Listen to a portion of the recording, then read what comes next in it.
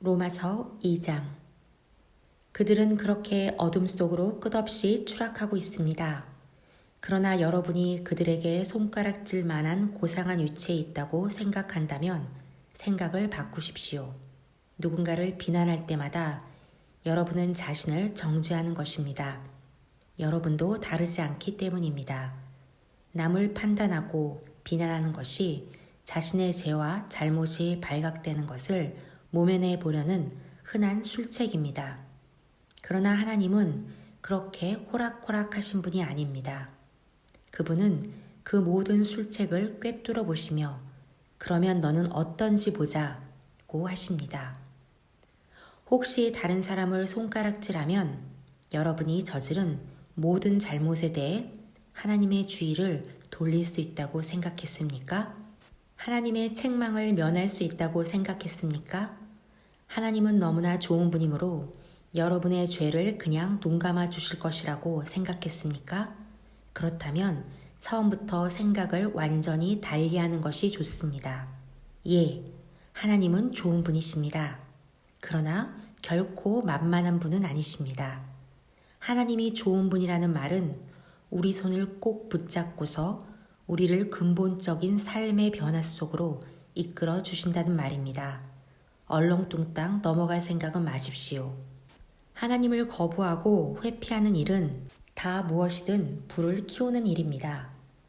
그 불이 마침내 뜨겁게 활활 타오를 날, 하나님의 의롭고 불같은 심판의 날이 다가오고 있습니다. 착각하지 마십시오. 여러분은 결국 여러분이 자초한 결과에 직면하게 될 것입니다. 하나님 편에서 일하는 이들에게는 참 생명이, 자기 마음대로 살기를 고집하며 쉽게만 살려는 이들에게는 불이 찾아올 것입니다. 하나님의 길을 거부한다면 대일 수밖에 없습니다. 여러분이 어디에서 살았고 어떤 부모 밑에서 자랐고 어떤 학교를 다녔는지는 아무 상관이 없습니다. 다만 여러분이 하나님이 행하시는 길을 받아들이고 따르면 어마어마한 유익이 있을 것입니다. 이 또한 여러분의 출신이나 성장 배경과는 아무 상관이 없습니다. 유대인이라고 해서 하나님께 자동적으로 인정받는 법은 없습니다. 하나님은 여러분에 대한 다른 사람들의 말 혹은 여러분 스스로의 생각에 전혀 상관치 않으십니다. 그분은 스스로 판단하십니다.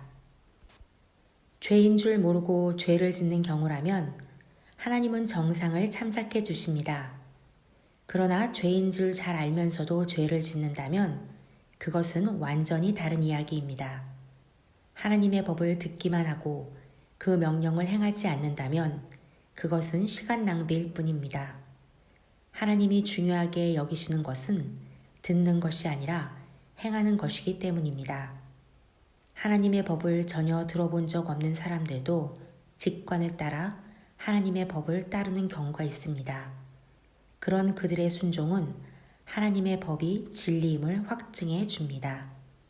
그들은 하나님의 법이 밖에서부터 우리에게 부과된 낯선 것이 아니라 우리가 창조될 때 우리 안에 새겨진 것임을 보여줍니다.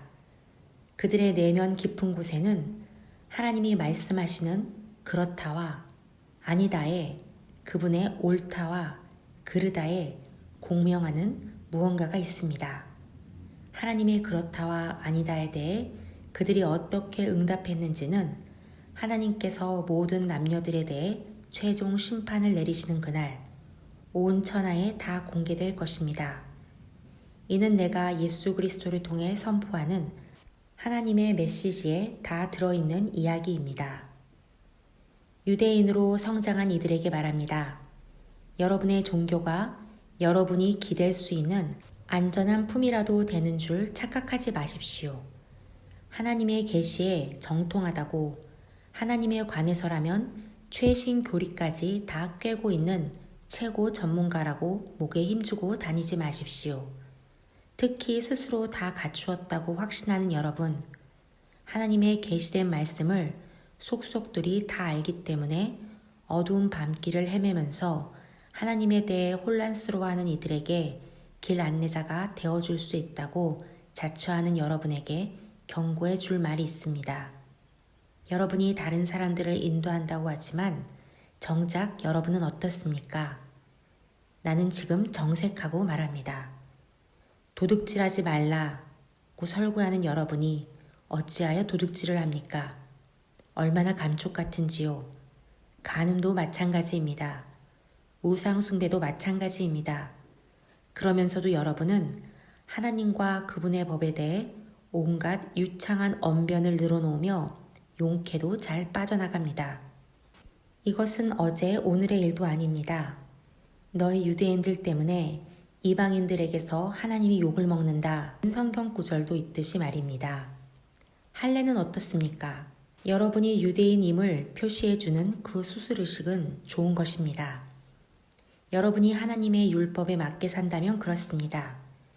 그러나 여러분이 하나님의 율법을 따라 살지 않는다면 차라리 할례를 받지 않는 것이 낫습니다. 그 반대도 마찬가지입니다. 할례 받지 않고도 하나님의 길을 따라 사는 이들은 할례 받은 이들 못지 않습니다. 사실 더 낫습니다. 할례는 받지 않았어도 하나님의 율법을 지키는 것이 할례를 받고도 율법을 지키지 않는 것보다 낫습니다. 칼로 뭔가를 잘라낸다고 유대인이 되는 것은 아닙니다.